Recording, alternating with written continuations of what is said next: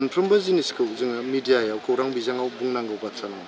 दिनै जे गहपुरसिम जोंनि बिटिआरनि सिमनाया बांहैबाय बे माबा गोरलै बाथ्रा नङा।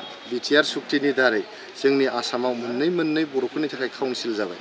बिटिआर काउन्सिल आरो बिकेडब्लिउएसि बे माबा मोनसे फिसा बाथ्रा जादों नामा? बिटिआर सुक्तिनि दारै बर' रावा दिनै आसामनि एस'सिएट अफिसियेल लेंगुवेज जाबाय। बिटिआर सुक्तिनि दारै बर' मिडियामनि थाखाय सेपारेट डाइरेक्टरेट जाबाय। बिटिआर सुक्तिनि दारै दिनैहाय दिल्लीयाव बड'फानि मुङै मोनसे लामा जाबाय, बिथांनि मुसुखा गायसन जाबाय। बिटिआर सुक्तिनि दारै बेबायदिनो बर' हारिनि हा हु जेरै सनितपुर बिश्वनाथथिंजाय रोजा बर' न'खरफ्रा जे हा हु मोनदों बे गोरलै बाथ्रा नङा। बेफोर जिनिसखौ दिनैहाय बुंनो रोंदों होननानै बे एसे एनै गाव रोंबाय होननानै जानला मोनला खौरां बिजोङाव बुंबाय थाबा जाया नामा? जोंनि गासिबो हारिनि एजेन्डाखौ जोङो खौरां बिजोङाव बुंनांगौ, मानसिफोरनि सिगाङाव बुंनांगौ मा बाथ्रा दं। माखासे एजेन्डाफोरखौ जोङो स्रोदै लांबाय थानांगौ।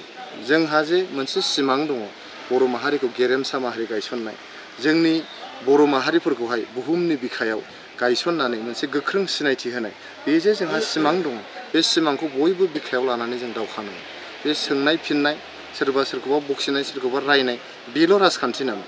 जोङो मोनसे दाफामलु राजखान्थिजों जों दावगानांगोन, कनस्ट्राक्टिभ मोनसे पलिटिक्सजों जोङो दावखोनांगोन। होमब्लासो जोङो जोंनि बड'लेण्ड ओनसोलनि बा जोंनि बर' रायजो राजाफोरखौ जों सेवा खालामलांनो हागोन। सनितपुर आरो गहपुर बिश्वनाथनि रायजो राजाफ्रा इउपिपिएलनो भट होनो माबायदि थागथियारि जागासिनो दं? सनितपुर बिश्वनाथावथ' गुबुन हान्जायानो गैया, बावथ' इउपिपिएलआनो जोब गासिबो। जिहेतु सनितपुर आरो बिश्वनाथखौ इउपिपिएल हान्जायासो बिटिआरजोंहाय बेखौहाय लाबोदों। जोंनो दिनै उदालगुरि जिल्लायाव बिथांमोनखौ लाबोदों।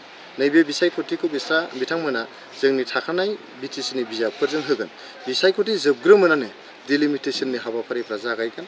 डिलिमिटेसन जाखांग्रोमोनानो बिथांमोना आलादा बिजाब जानानै सनितपुर बिश्वनाथनिनो गावसोरनिनो बिजाब जानानै बिथांमोना फिन खनसेबाव बिथांमोना बिसायख'थि गेलेनो मोनगोन। बिसायख'थियाव बिथांमोना भट होनो मोनगोन।